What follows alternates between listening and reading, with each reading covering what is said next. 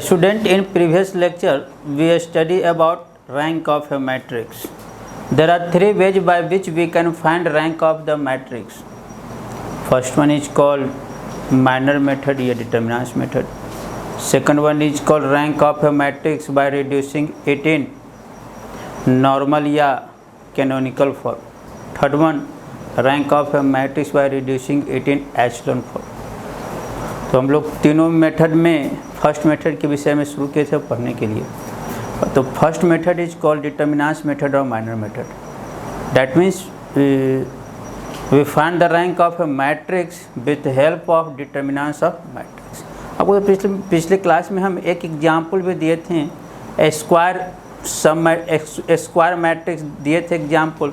उसमें देखे थे कि प्रोसीड्यूर क्या होता था कि सबसे पहले जो हाईएस्ट ऑर्डर का जो माइनर होता था उसको फाइंड आउट करते थे हम लोग और देखते थे कि उसका जो कॉरस्पॉन्डिंग डिटर्मिनेंट्स है वह जीरो के बराबर है कि नहीं. डैट मीन्स वह सिंगुलर है या नॉन सिंगुलर है. अगर नॉन सिंगुलर मैट्रिक्स है तो रैंक निकालने के लिए डायरेक्ट क्या होता था, वही जितना जो ऑर्डर होता था वही उसका रैंक हो जाता था. बट हाँ, उसमें दो एग्जाम्पल दिए थे, दोनों में देखे थे कि खुद ही एक स्क्वायर मैट्रिक्स था और उसका हम लोग स्क्वायर मैट्रिक्स था ही और वो उसका डायरेक्ट हम लोग कॉरस्पॉन्डिंग डिटर्मिनेंट्स निकाले थे और वह नॉन जीरो आ गया था. और उस समय हम लोग उसका रैंक बता दिए थे कि वही जिस ऑर्डर का मैट्रिक्स था. आज एक और एग्जांपल देखते हैं, उसमें देखेंगे कि हम लोग कैसे फाइंड आउट रैंक निकाल सकते हैं. क्वेश्चन है, एक क्वेश्चन है,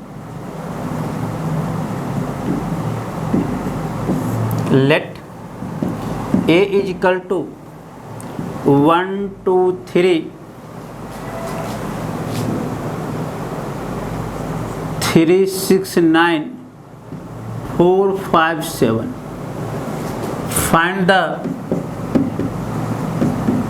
rank of the matrix. Find the rank of the matrix by minor method.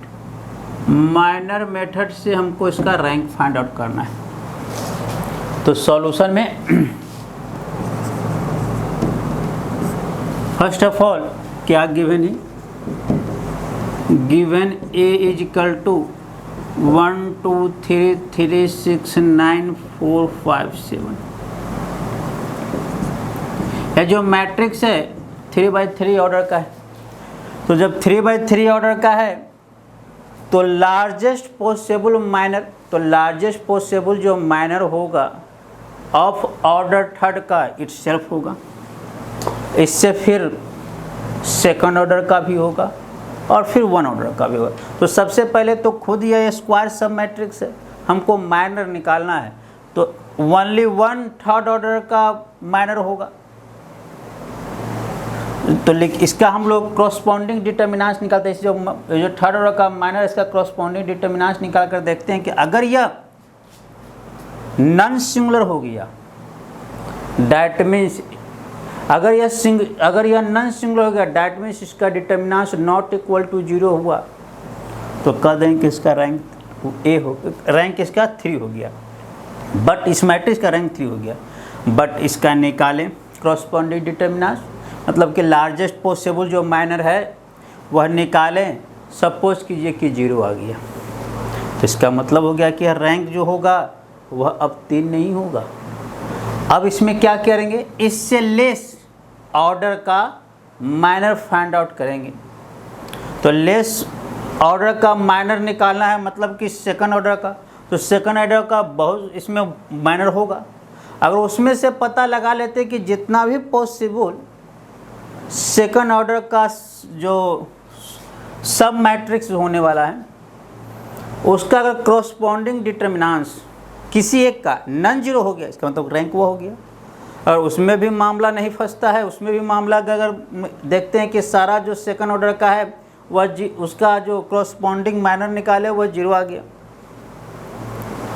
मतलब कॉरस्पॉन्डिंग माइनर का वैल्यू 0 आ गया तो रैंक 2 भी नहीं होगा फिर 1. तो ना अभी देखते हैं, लेकिन now its corresponding now its corresponding determinants, that is a determinants 1 2 3 3 6 9 4 5 7। Student हम लोग एक बात पढ़े, क्या डिटर्मिनेंट्स में पढ़े थे, एक प्रॉपर्टी था, common factor from any particular row या column may be taken outside the determinant sign. Determinant sign से, डिटर्मिनेंट के साइन से कॉमन फैक्टर को क्या निकाल सकते हैं, बाहर निकाल सकते हैं। तो यहाँ से देख रहे हैं कि सेकंड रो से 3 बाहर हो सकता है, निकाल दी 1 2 3 1 2 3 4 5 6। एक और प्रॉपर्टी, एक और बहुत इंपॉर्टेंट प्रॉपर्टी था डिटर्मिनेंट्स का, इफ एनी 2 रो या any 2 column of A determinants are identical then value of A determinants is equal to 0। यहाँ से देख रहे हैं कि फर्स्ट और सेकंड रो का जो एलिमेंट है वह आइडेंटिकल है, डैट मीन्स यह और यह आइडेंटिकल हो गया। इसका मतलब हो गया कि यह जो डिटर्मिनेंट्स है इसका वैल्यू क्या हो गया, 0। 3 × 0 that means 0। Hence A is कैसा मैट्रिक्स हो गया, hence A is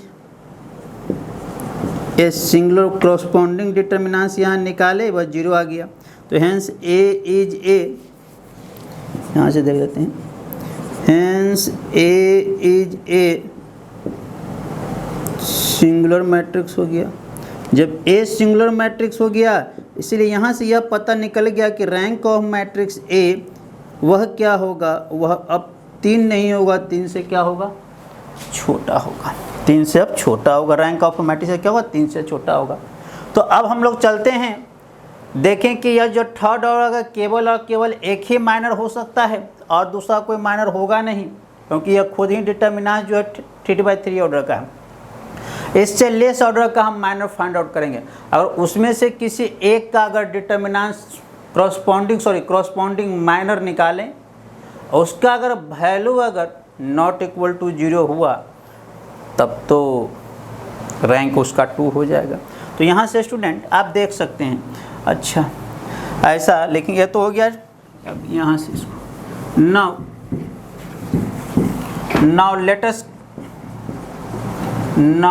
let us consider the minor of second order. Now let us consider the minor of second order. Second order का माइनर बताइए। तो यहाँ से ऐसा कर सकते हैं, अगर यहाँ से वैल्यू लिखते, देखिए यहाँ से अगर कोई बंदा अगर इसको सेकंड ऑर्डर का एक माइनर यह भी मिलने वाला है 1 2 3 6, अगर इसका क्रॉसपॉन्डिंग डिटर्मिनेंट्स निकालें आप, तो यहाँ से आप देख सकते हो, यहाँ से क्रॉसपॉन्डिंग डिटर्मिनेंट्स निकाले तो 6 - 6 = 0। यह तो 0 है। और अभी ऐसा नहीं है कि केवल एक ही सेकंड ऑर्डर का माइनर है, अभी और इसमें है, अभी देखते हैं। अच्छा फिर थोड़ा सा आगे बढ़ते हैं, यहाँ देखते हैं 2 3 6 9, यहाँ देखें, अरे भाई ओहो, यहाँ भी 0 आ गया। और देखते हैं अभी यहाँ से देखते हैं, यह भी नहीं हो रहा है, यह भी 0 आ गया। यहाँ से देखते हैं 3 6 4 5, हाँ 15,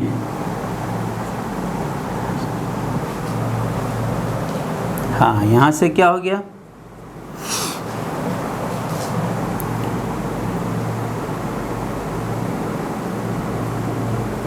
नहीं ठीक, not equal to 0, not equal to. इसका मतलब हो गया कि एक माइनर सेकंड ऑर्डर का मिल गया जिसका corresponding determinants not equal to 0 हुआ।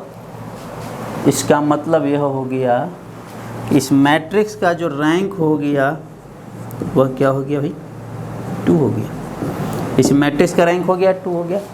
तो आपके माइंड में कि सर हाँ, इसमें से कोई एक भी अगर मिल गया नॉट इक्वल टू 0 तो उसका रैंक वही हो गया। देखा था कि यहाँ पर 0 मिल रहा था, यहाँ पर 0, मतलब कि यहाँ पे देखें कि एक सेकंड ऑर्डर का माइनर मिला जिसका नॉट इक्वल टू 0 हो गया, और देखे थे तो इसका रैंक हो गया 2। और इससे ऊपर का, सेकंड ऑर्डर से ऊपर का, मतलब कि थर्ड ऑर्डर का जितना भी पॉसिबल माइनर था सबका वैल्यू क्या आया था, 0 आ गया था, इसीलिए वह रैंक 3 नहीं हुआ था। अब अच्छा ठीक है, तो इसका रैंक हो गया। अब कुछ हम, ये तो बेसिक चीज़, अभी तो हम आपको 1-2 एग्जाम्पल दिए थे इससे रैंक। अब इनफैक्ट रैंक का क्या डेफिनेशन होता है इसी से हम लोग निकाल लेंगे। इसी 1-2 एग्जाम्पल जो आपको पिछले क्लास में भी बताए थे और अभी बताए हैं एक एग्जाम्पल, इसी से हम लोग रैंक को डिफाइन करने जा रहे हैं। क्या कहता है रैंक, जरा पढ़ते हैं हम लोग। रैंक ऑफ ए मैट्रिक्स क्या कहता है, डेफिनेशन कहता है a number r is said to be rank of matrix A. एक नंबर आर को एक मैट्रिक्स ए का रैंक कहेंगे if it possess the following 2 properties. अगर यह 2 प्रॉपर्टीज को फुलफिल करता है तो वह जो मैट्रिक्स ए का रैंक क्या कहलाएगा, आर। कब भाई, पहला क्या कहता है, there is at least one, at least, yes student, there is at least one square sub matrix of A of order r whose determinants is not equal to 0।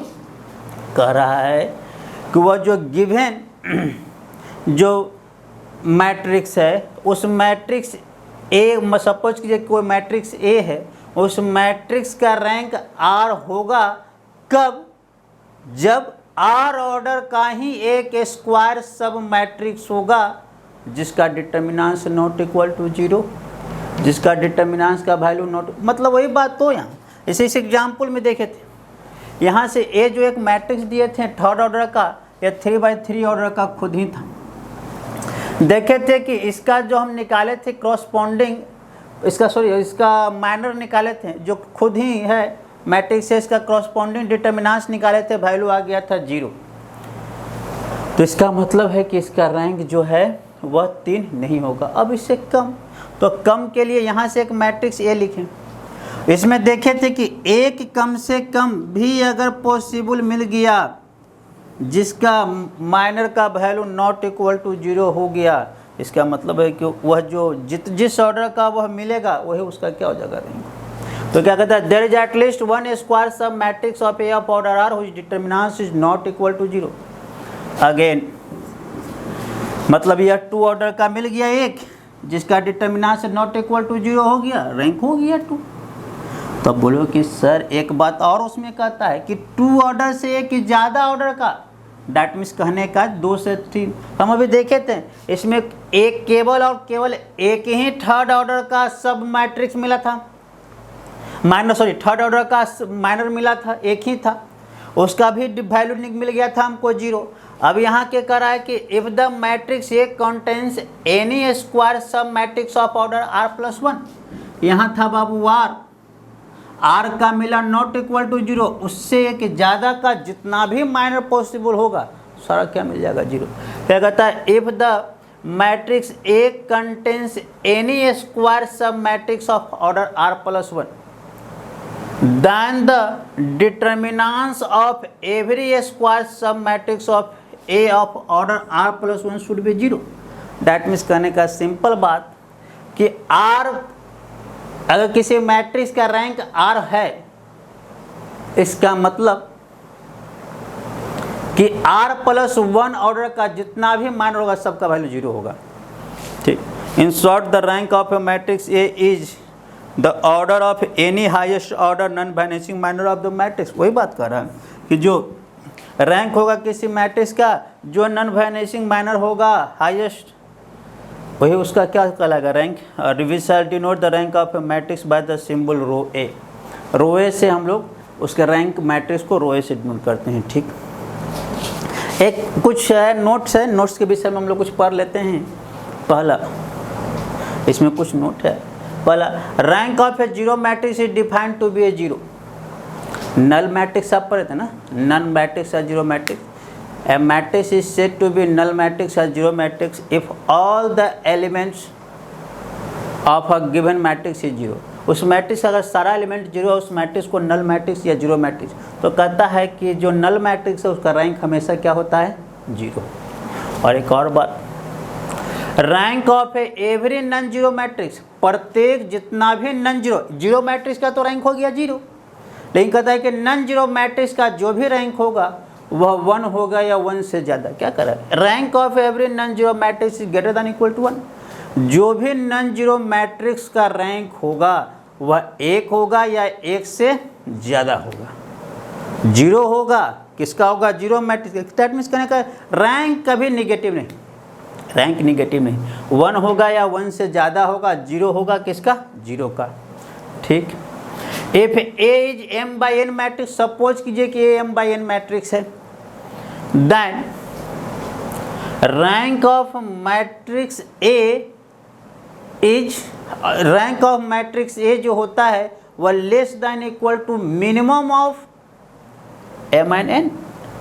Suppose कीजिए यहाँ से फॉर एग्जाम्पल के तौर पर A को मैट्रिक्स है, आप देख रहे हो कि 3/4 ऑर्डर का है, तो इस मैट्रिक्स का रैंक जो होगा वह 3 और 4 के मिनिमम से हमेशा मिनिमम के बराबर हो गया या उससे छोटा होगा।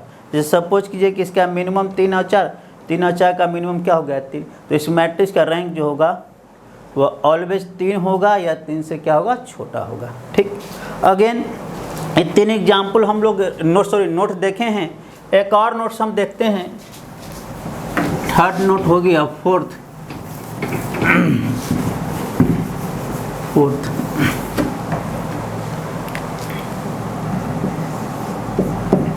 जैसे सपोज कीजिए आप लोग यूनिट मैट्रिक्स या आइडेंटिटी मैट्रिक्स पढ़े होंगे ना। A matrix is said to be unit matrix या identity matrix if all the elements along principal या main diagonals are unity and not occurring along principal या main diagonals are 0, that is called unit matrix या identity matrix. ठीक। जैसे for example के तौर पर यहाँ पर सपोज कीजिए कि let I2, yes, unit matrix of order n is denoted by In। Now I2 this is a unit matrix of order 2 and is not this। इसका आपसे हम पूछ दें रैंक, इसका रैंक क्या होगा सपोज कीजिए, तो यह किस ऑर्डर का है भाई, 2 ऑर्डर का, 2/2। यह खुद ही एक ऐसा, इसका माइनर क्या होगा, तो यह खुद ही पहले होगा, लिखेंगे now it's corresponding, now its corresponding determinants that is I2 का डिटर्मिनेंट 1 0 0 1। यहाँ से निकाले वैल्यू 1 हो गया, नॉट इक्वल टू 0 हो गया। इसका मतलब साहब रैंक ऑफ I2 जो हो जाएगा वह किसके बराबर हो जाएगा, 2। रैंक ऑफ इस मैट्रिक्स का रैंक कितना हो जाएगा, 2 के बराबर। एक और एग्जांपल यहाँ से देख सकते हैं, यहाँ से अगेन पुनः I3 इजकल टू, यहाँ से हो जाएगा 1 0 0 0 1 0 0 0 1। इस मैट्रिक्स का रैंक निकालना है, तो लिखेंगे नाउ ये 3/3 ऑर्डर का खुद ही स्क्वायर मैट्रिक्स है, तो इसका माइनर क्या होगा, सबसे लार्जेस्ट जो पॉसिबल माइनर होगा वह 3/3 ऑर्डर का वह खुद ही होगा। लिखेंगे नाउ I3 का डिटर्मिनेंट निकाले, बताइए क्या होगा इसका वैल्यू, 1 0 0 1 0 0 0 1। इसका अगर आप डिटर्मिनेंट निकालोगे वैल्यू 1 आएगा, नॉट इक्वल टू 0। इसका मतलब है कि rank of I3 unit matrix of order 3 is 3। तो अच्छा तो बात हुआ। Rank of unit matrix of order 2 2, rank of unit matrix of order 3 3, तो rank of unit matrix of order n क्या होगा भाई साहब, n होगा। तो इसीलिए यहाँ से हम लोग लिख सकते हैं, इसको रफ कर देते हैं,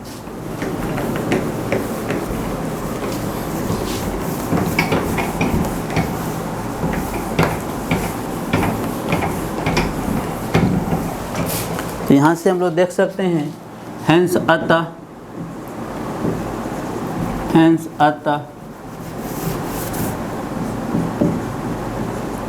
अतः rank of unit matrix of order n that is In equal to, अगर n ऑर्डर का कोई रहा मैट्रिक्स, उसका रैंक फाइंड आउट करना है, वो किसके बराबर हो जाएगा, n के बराबर। तो अभी तक हम लोग रैंक के विषय में पढ़ें, कुछ इम्पोर्टेंट पॉइंट पढ़ें, है ना। अभी हम लोग डिटर्मिनेंट्स मेथड ही पढ़ रहे हैं। Rank of A matrix by normal reducing in normal form हम लोग आगे पढ़ेंगे। अभी फिलहाल rank of A matrix bye matrix method या डिटर्मिनेंट्स मेथड ही पढ़ रहे हैं, ठीक है। एक और इसमें हम एक एग्जाम्पल देते हैं, इससे और अधिक क्लियर हो जाएगा। तो फिर हम वर्किंग रूल भी लिखाएंगे आपको इस वीडियो में, या अगले वीडियो में आप लोग को वर्किंग रूल भी हम सिखाएंगे कि how to procedure to find the rank of A matrix by minor method. एक और एग्जाम्पल देखते हैं इसमें हम लोग, ठीक है। एक क्वेश्चन है, देखिए फाइंड द, एक बहुत अच्छा क्वेश्चन,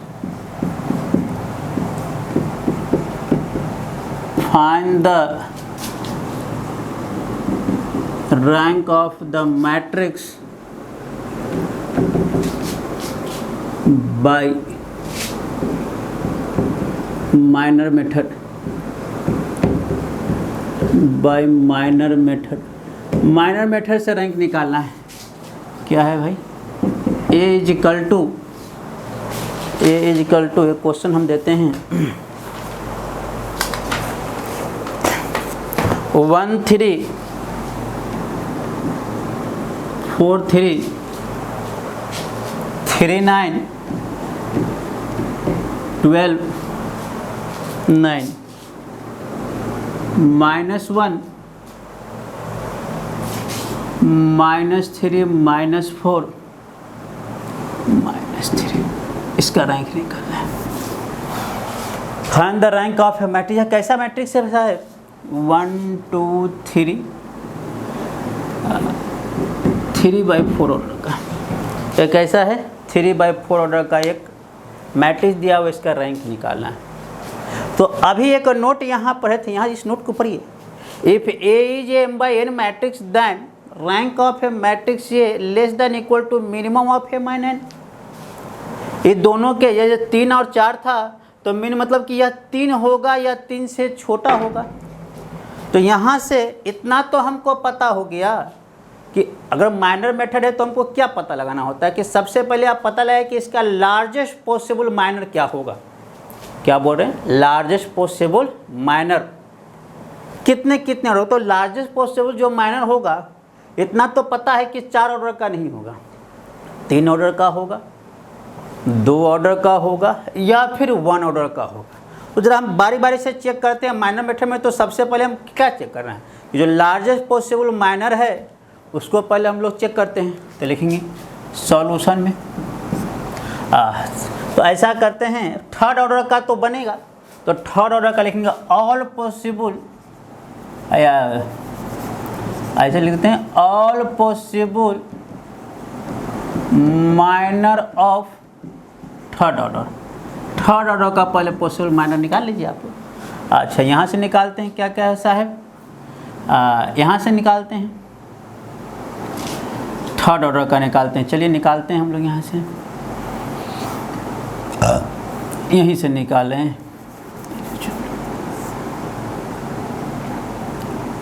1 3 -1 3 9 -3 4 12 -4, एक हो गया माइनस। और यहाँ से यह निकला, और निकाल सकते हैं ना, एक यहाँ से हो गया, यह हो गया। फिर से देखिए